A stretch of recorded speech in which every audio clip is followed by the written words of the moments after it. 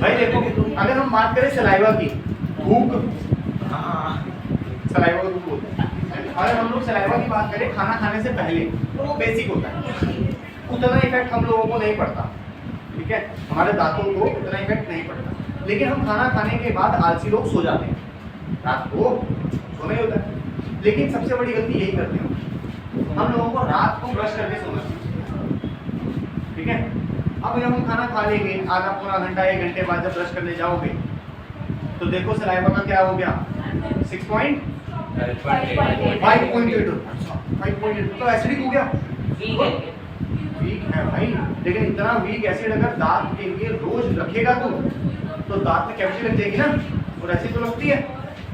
तो इसीलिए भाई मॉर्निंग में ब्रश करना, मैं कह रहा हूँ तुम्हारी इच्छा है, फ्रेशनेस के लिए करते हैं आप लोग, लेकिन रात को सोने से पहले ब्रश जरूर करना, क्योंकि एसिडिक सॉल्यूशन आप अपने दांतों को 8 घंटे लगातार दोगे, उसमें तो दांत खराब हो जाएंगे, ठीक है। रात को जब करके सोओगे ना, सुबह फील भी नहीं होगी ब्रश करने की, करनी अच्छी बात है, बोलते हैं ना brush twice in a day, 2 बार करना चाहिए एक दिन में, ट्वाइस हो, क्योंकि रात को बहुत ज़्यादा जरूरी है और सुबह हम लोगों को फ्रेशनेस के लिए जरूरत होती है। ये सलाइवा वाली बात पूरी समझ आ रही ढंग से, कब एसिडिक कब बेसिक, और ज़्यादा दिक्कत कौन करेगा, एसिडिक, क्योंकि बेसिक तो ज़्यादा हैवी नहीं, 7.4 मतलब माइल्ड बेस है, दिक्कत नहीं करता। लेकिन एसिड 5.8 माइल्ड बेस का होता है, हल्का बेस, कमजोर बेस, ज़्यादा दिक्कत नहीं करता, जो सबके बीच बेस। चले हम आगे, अब हम लोग बात जी, वो आजकल प्रोडक्ट क्या था जो उनको देने लगे आप, एक ही तो बात है। हाँ हाँ समझ गया, वो खुला करते हैं इससे, है ना, वो ब्लू कलर का होता है, वो एक ही बात है, वो स्ट्रॉन्ग होता है, कोई एक ही बात है यार, एक ही बात है, चाहे वो कर ले। अगर तुम्हारे पास ऐसे नहीं है ब्रश खरीदने के, खुला करके सो जाओ। अब हम लोग बात करेंगे सॉल्ट की, किसकी, सॉल्ट मतलब नमक। अब नमक जो मेन नमक जो बनता है, जिसको हम बहुत अच्छी क्वांटिटी में यूज करते हैं, दैट इज NaCl, और वो बनता है NaOH + Cl से, HCl से। लेकिन एक बात बता, NaOH इतना एक्सपेंसिव, HCl उससे भी ज्यादा एक्सपेंसिव समझता है, महंगा, इतने सारे महंगे चीजें मिला के हम एक सस्ती चीज बना रहे हैं, जो कि 20 रुपए किलो मिलती है। घटिया कंपनी लेगा तो 15 रुपए किलो ही मिल जाएगी भाई, और अगर ज़्यादा खरीद के लाएगा तो ये 12 रुपए किलो ही मिल जाएगी, और ये 100, 200, 500 रुपए के हिसाब से आती है। तो ये रिएक्शन करना इकोनॉमिकली ठीक है या नहीं, कोई मूर्ख इंसान करेगा ये रिएक्शन, पैसे वाले भी कर सकते हैं, है ना। अरे भाई जब केमिस्ट्री कर रहा है, इंडस्ट्रीज में लेके जाएगा इस केमिकल को, तो इंडस्ट्री तो मना कर देगी ना, पागल है क्या, समुद्र में इतना नमक उठाला, ठीक है। लेकिन फिर भी ये बनता कैसे है हम लोग बता सकते हैं, ठीक है। ये सॉल्ट कहते हैं ना, NaOH जब HCl के साथ रिएक्ट करेगा तो NaCl बन जाएगा। इकोनॉमिकली नहीं है, तो इसलिए हम लोग उस केमिकल रिएक्शन को खाली दिखाने के पर्पस के लिए ये दिक्कत रखते हैं। अदरवाइज नमक चाहिए होता है, कौन करते हैं, टाटा नमक, देश का नमक हमारे घर का है, कौन किसको कर रहा है, अरे जोमेटो वालों को, जेप्टो तो भारत के घर पे दे दे 20 रुपए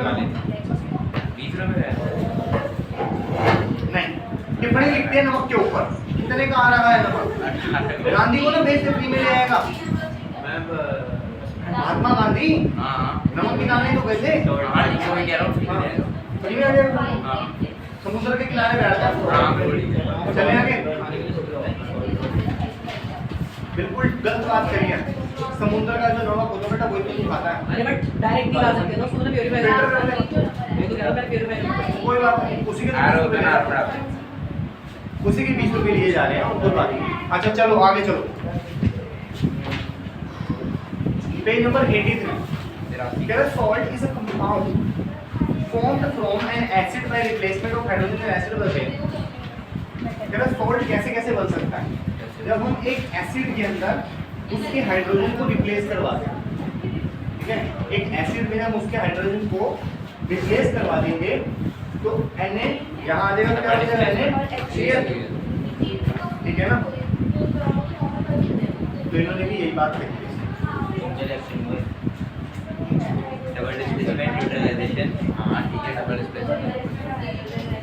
समटाइम ये सिंगल डिस्प्लेसमेंट रहती है और समटाइम ये डबल डिस्प्लेसमेंट भी हो जाती है। जैसे इस रिएक्शन में देखें मेटल वाले तो ये डबल डिस्प्लेसमेंट है। मेटल वाले और अगर मेरे पास NaOH ना होता, ठीक है, मेरे पास खाली सोडियम होता मतलब मेटल होता, तो ये क्या बन जाता? ये मेटल है। प्लस है ये हाइड्रोक्लोरिक एसिड, जब हाइड्रोक्लोरिक एसिड मेटल के साथ रिएक्ट करेगा तो क्या बनेगा? वही सर। तो ये सिंगल डिस्प्लेसमेंट रिएक्शन हो जाएगा ना, जिसे हम डिस्प्लेसमेंट रिएक्शन भी कहते हैं समटाइम, ठीक है।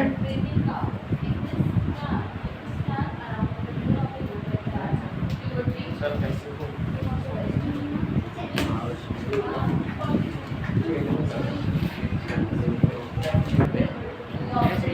अगर हम लोग बात करें सॉल्ट्स की, ठीक है, तो सॉल्ट की बहुत बड़ी फैमिली है, ठीक है। जैसे मैंने आप लोगों को पहले ही ये वाली बात बता रखी है कि मान लो मेरे पास एक एसिड है जिसका नाम है HCl, ठीक है। इसके साथ अगर हमें सॉल्ट बनाना है कोई, तो हम बहुत सारी चीजें ले सकते हैं। Sometime we can take metals, sometime we can take element base, ठीक है, and sometime we take metal oxide. Metal oxide होगा, नॉन मेटल ऑक्साइड होगा, metal oxide metal oxide. Metal oxide कैसे होते हैं? बेसिक नेचर के होते हैं ना, ठीक है। बात तो एक ही है, या तो बेसिक ऑक्साइड ले लो या बेस ले लो या मेटल ले लो। लेकिन अगर HCl है तो इसकी फैमिली का नाम, मतलब ये जो सॉल्ट होता है फैमिलीज के हिसाब से होते हैं, ठीक है। इसकी फैमिली का नाम होगा क्लोराइड, ठीक है। कोई भी चीज ले लेने से उस सॉल्ट के पीछे क्लोराइड जरूर होगा। पता है वाली बात? ऐसा क्यों होता है? क्योंकि जब हम सॉल्ट्स बनाते हैं तो मेटल, जब बेस के आगे जो मेटल लगा हुआ होता है, लाइक NaOH के आगे बेस है, सबसे आगे क्या लगा हुआ? मेटल। या मेटल ऑक्साइड का मेटल इस हाइड्रोजन को रिप्लेस करा, ठीक है। डिस्प्लेसमेंट रिएक्शन बताया था। ये वाले high reactive metal obviously hydrogen से हाई रिएक्टिव रहते हैं ना। वो केदारनाथ का माली आलू और कैसे पकाता है, उसके हिसाब से केदार और नाथ मतलब दूसरा एलिमेंट है, हाई रिएक्टिव है। सोडियम हाइड्रोजन से हाई रिएक्टिव है, तो सोडियम जो है वो हाइड्रोजन को रिप्लेस करवा सकता है। हाइड्रोजन को रिप्लेस करवाने के बाद Na आ जाएगा यहाँ पे, क्योंकि Na ने रिप्लेस करवाया सोडियम ने, तो आया NaCl, मतलब सॉल्ट बन गया, ठीक है। अगर हम रिएक्शन चेंज कर दें, यहाँ पे NaOH की जगह MgO लिख लें, यहाँ पे MgOH2 लिख लें और यहाँ पे Mg ले लें, ठीक है। मतलब कि Mg2 ले लें। Mg को हाइड्रोजन से रिप्लेस करेंगे तो क्या बनेगा? MgCl, ठीक है। मतलब मैग्नीशियम क्लोराइड, ऊपर वाला क्या है? Sodium chloride. अगर इन सब चीजों की जगहों पे अगर हम कैल्शियम ले लें, ये ना, ये देख रहे हो, ये मेटल है, ये बेस है और ये मेटल ऑक्साइड है। अगर हम कैल्शियम ले लो, कैल्शियम को रिप्लेस करें हाइड्रोजन से तो क्या बनेगा? भैया अगर हम लोगों ने हाइड्रोक्लोरिक एसिड ले रखा है तो वो जो सॉल्ट बनेगा वो क्लोराइड ग्रुप से रिलेटेड रहेगा। कौन से ग्रुप से? क्लोराइड समझते हैं ना, देखें, मैग्नीशियम क्लोराइड, सोडियम क्लोराइड और calcium chloride. You can say that इसका क्लोराइड जो है वो सरनेम है, ठीक है। और ये डिपेंड करता है कि वो किसको रिप्लेस करके आया है, मतलब हाइड्रोजन को रिप्लेस करके कौन आया है, उसके हिसाब से किसका ग्रुप बन गया? क्लोराइड का। समझ आई? डिपेंड करता है, अगर मेटल के साथ मिलेगा तो बाय प्रोडक्ट्स अलग अलग रहेंगे। मेटल के साथ होता है तो हाइड्रोजन निकलता है, बेस के साथ होता है तो H2O निकलता है, ऐसे ऐसे करके अलग अलग बाय प्रोडक्ट्स होते हैं। लेकिन मैं मेनली क्या पढ़ा रहा हूँ अभी आपको? सॉल्ट पढ़ा रहा हूँ। मेरा बाय प्रोडक्ट हम पहले ही कर चुके हैं सबसे, मेरा फोकस सॉल्ट का है। मैं फैमिलीज के बारे में बता रहा हूँ। हो गई मेरी बात? आ रही है बात समझ? ये तीनों चीजों में कंफ्यूज तो नहीं हो रहे? मैं कह रहा हूँ चाहे इसको इसके साथ रिएक्शन कर ले, चाहे इसको इसके साथ कर, चाहे इसको इसके साथ कर, तीनों एक साथ नहीं होते रहिए। समझ रहे हो? स्लैश लगाऊंगा ना, या तो मेटल ऑक्साइड का इसके साथ कर, या बेस का इसके साथ कर, या मेटल का इसके साथ कर। या का मतलब एक एक करके अलग अलग करके होंगे, ठीक है। ये मैंने हाइड्रोक्लोरिक एसिड का बताया तो क्लोराइड फैमिली बनी। इतना नोट करो, इसके बाद हम लोग सल्फेट फैमिली बनाते हैं। चलेगा बताओ। अरे बेस वाला बताओ कैसे होएगा? बेस वाला क्या बेस वाला? MgOH2 है ना जैसे, हाँ उसको HCl के रिएक्ट करेंगे कैसे बनेगा? MgOH को हम लोग MgOH2 को HCl से जैसे हम लोग करा रिएक्ट करा सोल्ट बनेगा NaCl। NaCl NaCl बनेगा ना। Mg है MgCl बन जाएगा। MgOH मैं पूरा लिख के दिखा दूंगा तेरे को। देखो भाई बच्चा पूछ रहा है कि बेस मतलब कि MgOH2 है हमारे पास, है ना, और साथ में HCl है, तो कैसे होगा? Mg हाइड्रोजन को रिप्लेस करेगा उसका, ठीक है, और अगर Mg हाइड्रोजन को रिप्लेस करेगा, ये बोल ऊपर देखो, अगर Mg हाइड्रोजन को रिप्लेस करेगा तो MgCl2 हो जाएगा, प्लस ठीक है। जिस बच्चे को नहीं समझ आ रहा है 2 कहाँ से आ रहा है, वेरी गुड, ये 9th क्लास की बातें हैं जो आप लोगों को पता है, अच्छी बात है, वेरी अच्छी। तो यहाँ पे साथ में निकलेगा पानी। पानी कैसे बना?